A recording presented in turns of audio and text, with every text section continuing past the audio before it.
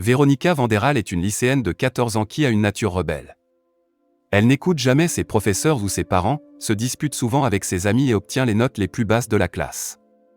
Cependant, Véronica n'a pas toujours été comme ça. Jusqu'à il y a un an, elle était une personne aimant s'amuser, attentionnée et intelligente. Qui était l'une des meilleures de la classe. Mais pendant les vacances d'été, elle a rencontré de nouveaux amis et appris sur les problèmes écologiques comme le réchauffement climatique, la déforestation, etc. À présent, Véronica est devenue une végétalienne agressive. Elle incite également à des manifestations régulières dans son école contre l'utilisation de produits d'origine animale, de plastique et d'autres choses contre lesquelles elle est totalement opposée. Tous les professeurs, étudiants, et même ses parents en ont assez de ces bouffonneries. Cependant, Véronica s'en foutait. Elle est résolue à imposer ses idéologies aux autres étudiants, qu'ils le veuillent ou non. Malheureusement pour elle, un jour, elle est convoquée au bureau du proviseur et une conférence sur ses notes dégradantes et sa mauvaise attitude. Véronica ne fait toujours pas attention et continue d'agir intelligemment pour que le principal la suspende pour une durée indéterminée. Pour terminer, l'adolescent gâté se rend compte de la gravité de la situation et tente de s'excuser, mais c'est trop tard. La directrice a déjà pris sa décision et elle n'en changera pour rien au monde. Plus tard à la maison, Véronica doit entendre une autre conférence, cette fois par ses parents. Ils expliquent comment elle a complètement changé l'année dernière, et que parfois, on a l'impression que quelqu'un a kidnappé leur fille et l'a remplacée par un imposteur. Les parents mentionnent également comment Véronica avait l'habitude de jouer avec eux, d'aller dans des endroits avec eux, et même se blottir la nuit avec eux. Aujourd'hui, elle n'est plus que l'ombre de la personne qu'elle était. Alors, le père de Véronica sort une brochure d'une certaine institution nommée Miss Genevieve's School for Difficult Girls, qui se spécialise apparemment dans la discipline des filles avec des différences de comportements sociaux. Autrement dit, cette école est experte en redressage filles gâtées. Véronica regarde attentivement la brochure et dit qu'elle ne veut pas y aller, cependant, les parents lui font comprendre qu'elle n'a pas vraiment le choix. Le lendemain, ils conduisent leur fille à l'école de Miss Geneviève pour les filles difficiles. Le bâtiment principal ressemble à un gothic castle et la directrice de l'école n'est autre que Miss Geneviève. En outre, tous les étudiants ont la même coupe de cheveux étrange, et il semble qu'ils ne soient pas normaux. Au bout d'un moment, Miss Geneviève rencontre les parents de Véronica et leur assure qu'elle va discipliner leur fille et la renvoyer chez elle dans quelques mois.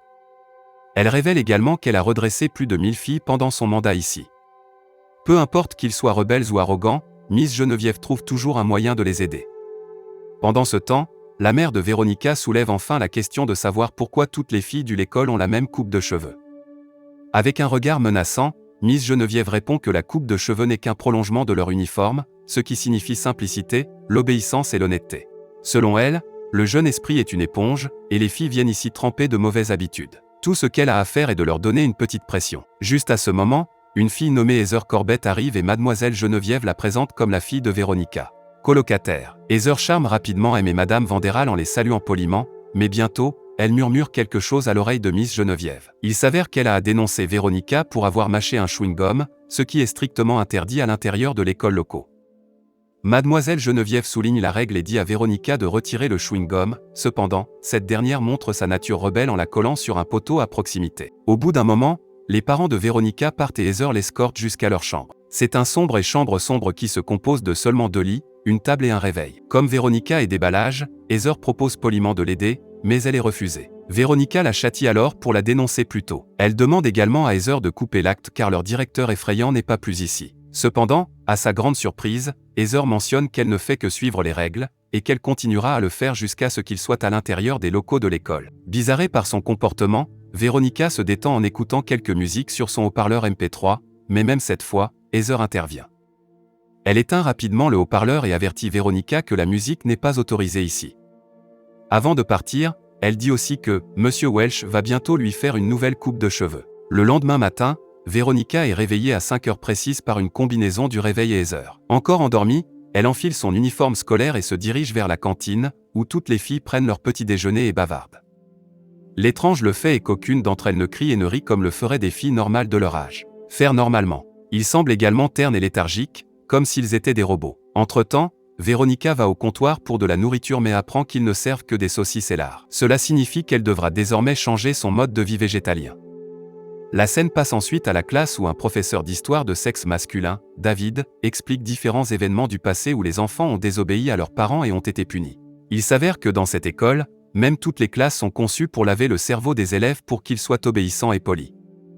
Véronica trouve l'information très fausse et interrompt David, disant que les enfants ont tous les droits d'être impolis, car leur âge les rend immatures et insouciants.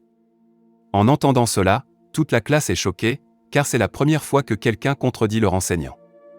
Cependant, David les calme, mentionnant que Véronica va bientôt devenir polie. Avant la fin du cours, il lui demande également pourquoi elle ne s'est pas encore fait couper les cheveux. Peu de temps après, Véronica se promène dans la cour de récréation lorsque Miss Geneviève convoque elle à son bureau. En arrivant, elle remarque le barbier, Monsieur Welch, en train de l'attendre. Étonnamment, il commence à prendre des mesures de sa tête et lui demande même son âge, quelque chose qui n'est certainement pas nécessaire pour une coupe de cheveux. Après avoir noté tous les détails, Monsieur Welch mentionne qu'il ne pourra pas prendre de rendez-vous pour une coupe de cheveux avant au moins la semaine prochaine car il est totalement occupé pour les prochains jours. Cependant, lorsque Miss Geneviève insiste, il annule un rendez-vous et promet de faire couper les cheveux à Véronica le lendemain.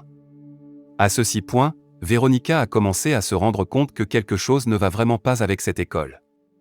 Ainsi, à minuit, pendant que sa colocataire dort, elle range ses affaires et se prépare à s'échapper de l'école. Mais dès qu'elle sort de la porte principale, une camarade de classe nommée Claire l'arrête, révélant qu'il n'est pas facile de s'échapper de l'endroit. Il y a clôtures électriques entourant l'école et sur la route, plusieurs gardes patrouillent en permanence. Suite à cela, les deux se présentent et Claire emmène Véronica dans sa chambre. Là, elle lui montre les croquis de deux anciens élèves qui ont apparemment tenté de s'échapper mais ont été rattrapés.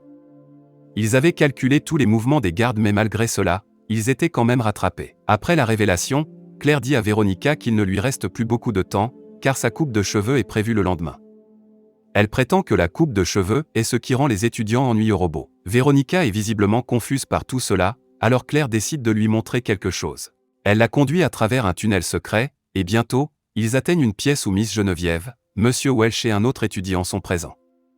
L'étudiante est attachée à une chaise et elle n'arrête pas de demander à être libérée, mais Miss Geneviève n'est pas en phase. Tout ce qu'elle dit, c'est « Ne t'inquiète pas mon enfant, tu vas soyez poli en un rien de temps ». En disant cela, elle ordonne au barbier, Dr Welch, pour lancer le processus. Alors que l'étudiante ligotée hurle de peur, il met un étrange casque sur sa tête et commence à donner elle une coupe de cheveux. Au bout d'un moment, sa coiffure est modifiée, tout comme son comportement. La fille, qui était rebelle, arrogant et grossier il y a quelques minutes, est maintenant devenue calme et polie. Véronica, qui regarde de loin avec Claire, comprend enfin comment les élèves sont redressés ici. Pendant ce temps, Claire révèle qu'elle s'est fracturé la tête quand elle était enfant, et une plaque de métal a dû être placée à l'intérieur de sa tête par précaution. Cette plaque apparemment l'a sauvée de devenir l'une de ces étudiantes ennuyeuses lorsqu'elle s'est fait couper les cheveux l'année dernière. Plus tard, alors que les deux continuent de parler, Claire mentionne la raison pour laquelle elle ne veut pas s'échapper. Elle et sa sœur sont arrivées à l'école le même jour, mais seulement elle a conservé sa santé mentale. Maintenant, si elle part seule, elle craint que Miss Geneviève fera du mal à sa sœur. En entendant tout cela, Véronica promet de venir avec un plan pour libérer tous les étudiants du sort qui les étrangle. Le lendemain matin à la cantine, elle essaie d'inciter les élèves à l'insoumission en siffle, mais finit par se faire réprimander par Miss Geneviève. Au cours de leur conversation, Véronica révèle accidentellement qu'elle et Claire ont assisté à la séance de coupe de cheveux d'un camarade de classe. Cette met en colère Mademoiselle Geneviève, et elle promet de changer Véronica pour le bien le soir. Quelques heures plus tard, une Véronica effrayée se précipite vers son seul ami, la chambre de Claire, seulement pour trouver qu'elle a obtenu une toute nouvelle coupe de cheveux. Il s'avère qu'après Véronica par inadvertance a révélé qu'il espionnait Monsieur Welch l'autre soir, Mademoiselle Geneviève a approché Claire, a enlevé la plaque de métal de la tête et lui a fait une coupe de cheveux. Maintenant, elle est sans émotion et ennuyeuse comme tous les autres élèves. Avec cela, le seul espoir de Véronica d'échapper à l'école misérable est parti. Plus tard, elle est allongée dans son lit, attendant que Miss Geneviève l'emmène et la change pour toujours. Pendant ce temps, sa colocataire, Heather, arrive et mentionne que c'est l'heure du souper, alors il devrait y aller. Cependant, Véronica n'est pas d'humeur. À la place, elle commence à parler de son enfance où elle était heureuse et s'en fichait un peu sur ce qui se passe dans le monde. Elle demande ensuite à Heather ce que c'est que de vivre une vie ennuyeuse et contrôlée, mais comme prévu, cette dernière ne comprend pas un mot de ce qu'elle dit. Malgré cela, Véronica décide d'offrir un cadeau d'adieu à sa colocataire. Elle sort son MP3 haut-parleur et le remet à Heather, qui est sans voix tout au long de la rencontre. En arrière-plan, certains des bruits statiques peuvent être entendus, ce qui implique que Heather essaie de se rappeler ses souvenirs passés. Soudain, elle appuie sur un bouton du haut-parleur et une chanson pop commence à jouer. Heather se sent atroce mal aux oreilles à cause de la musique mais au bout d'un moment, elle se calme. Étonnamment, elle a retrouvé la raison et tous les souvenirs qu'elle avait avant la coupe de cheveux.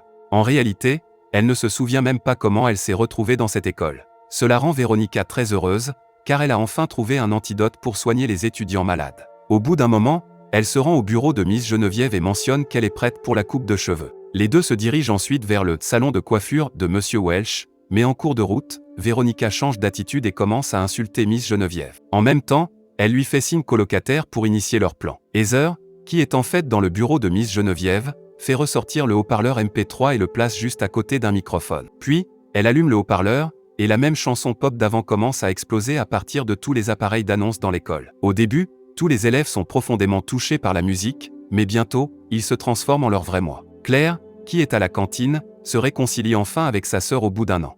Dans la scène finale, toutes les filles sortent sur le terrain de jeu, criant et s'amusant comme d'habitude font les adolescents. Mademoiselle Geneviève essaie de les ordonner de rentrer dans leur chambre, mais en vain. Avec le charme maintenant rompu, les filles sont sauvages et insouciantes comme il se doit. Le film se termine comme tous les élèves, y compris Véronica, Heather et Claire, courent vers la porte de sortie de l'école.